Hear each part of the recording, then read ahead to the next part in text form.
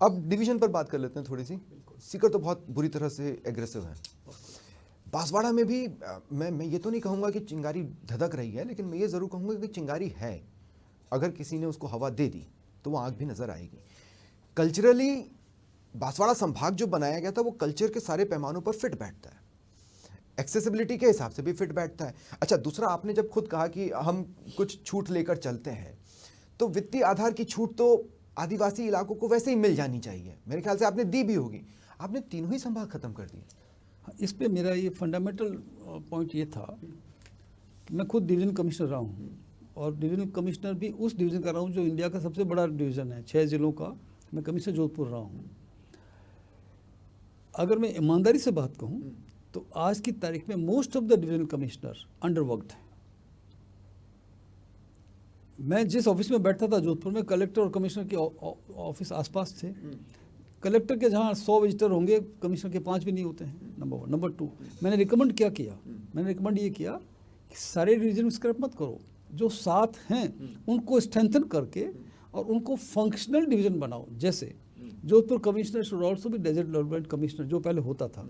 Udaipur commissioner should भी tribal area development commissioner, क्योंकि सिर्फ कमिश्नर आईजी बैठाने से एक खाम की लेयर बढ़ती है, प्लस खर्चा कितना होता है। नहीं, लेकिन सर नए ज़िले और नए डिविजन्स बनने से नए पोस्ट बनती, नई भर्तियाँ निकलती, एक्स्ट्रा रोजगार होता, वो एस्पेक्ट तो छिन गया ना।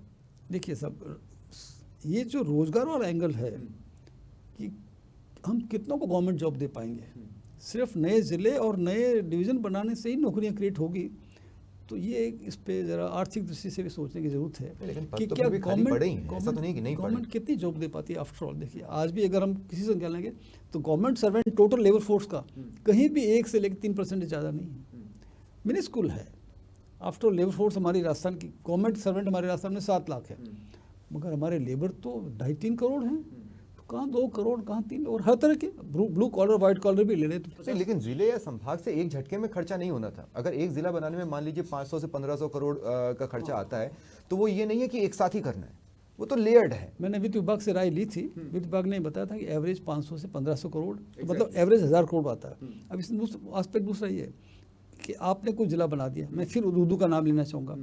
अब दूदू के लोगों की अपेक्षाएं तो बढ़ गई, मगर प्रोपोर्शनेटली उतना इंफ्रास्ट्रक्चर क्रिएट नहीं हुआ, तो कई बार उससे डिसअपॉइंटमेंट होता है, जिसको अपन इंग्लिश में कहते हैं डिसएंचांटमेंट होता है। अभी जो जिले हैं उन्हीं को आप देख लो, उसमें से भी तो कई पिछड़े जिले हैं, तो जिला बनना ही अगर विकास की गारंटी है तो। और वो एक थोड़ा फिर कई बार मोह भंग हो जाता है कि हमने बड़ा सोचा था कि जिला बनती पता नहीं क्या हो जाएगा, तो ऐसा कोई। लेकिन सर, जब इलाकों की प्लानिंग होती है, जैसे मान लीजिए कि अगर सीकर संभाग होता तो मैं वहाँ पर धार्मिक टूरिज्म का एक सर्किट देख पा रहा था।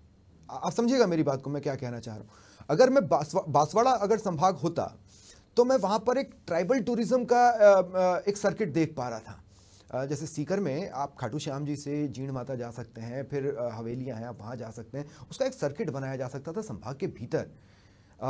अब जब वो संभाग नहीं रहा तो संभाग के दृष्टिकोण से इस तरह के सर्किट्स की जो थ्योरी है वो सस्टेन कर पाएगी? नहीं, मैं इसे बताऊँ, मैं डायरेक्टर टूरिज्म रहा हूँ, वो जितने भी आप नाम ले रहे हैं, हमारा वागड़ सर्किट आज भी डायरेक्टर टूरिज्म की उस रिकॉर्ड पे आप जाके देखिए, there is a Vagad circuit, Shekhawati circuit, religious circuit, Krishna circuit, वो सारे सर्किट हमारे हैं, मरूद वगैरह सारे सर्किट्स हैं। नहीं महज सब डेजर्ट सर्किट। उसका कोई पैकेजेस चलता हो या टूर वाले कोई पैकेजेस? मैं बता रहा हूँ आपको, गोल्डन ट्रायंगल पैकेज है हमारा, जयपुर दिल्ली आगरा। डेजर्ट ट्रिप हमारा पैकेज है, जोधपुर बीकानेर जैसलमेर। शेखावाटी पैकेज है, सीकर झुंझुनू चूरू। टूरिज्म का सर्किट बनना, उसके डिवीजन बनने पे कहीं मयसर नहीं है, कहीं डिपेंडेंट नहीं है। ये मैं एज ए टूरिज्म के विद्यार्थी के रूप में विद कॉन्फिडेंस कह सकता हूँ, और किसी भी फोरम पे इसको डिफेंड कर सकता हूँ। हाँ, तो मतलब वो सपने खत्म नहीं हुए, डिस्ट्रॉय नहीं हुए। किसी एरिया का टूरिज्म प्रमोशन, उसका डिवीजन या डिस्ट्रिक्ट होना कोई मायने नहीं रखता। अब मैं इसका 3-4 उदाहरण आपको दे दूँ। आज मंडावा टॉप हमारा शेखावाटी का डेस्टिनेशन है, न वो जिला है, न सब डिवीज़न है, न डिवीज़न है। इसी तरह से छोटा अपना ले लीजिए अवनेरी की बावड़ी।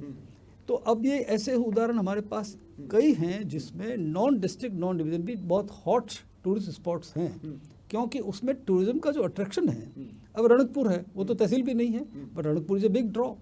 हल्दी घाटी, मेरा मतलब है कि टूरिज्म जब प्रमोट किया जाता है तो वो उसकी कल्चरल, हिस्टोरिकल और उस वैल्यू से किया जाता है। अब वो डिवीज़न है या नहीं, उसका कोई डायरेक्टली इम्पैक्ट नहीं होता है। आर्गुमेंट के लिए अपन कह सकते हैं कि अगर डिवीज़न होता तो बांसवाड़ा सर्किट प्रमोट होता। तो आज भी डूंगरपुर में हेरिटेज होटल है, वहीं is very popular, tourist Gujarat के खूब जाते हैं डूंगरपुर बांसवाड़े में। और वागड़ सर्किट आज से नहीं है, 25 साल से है।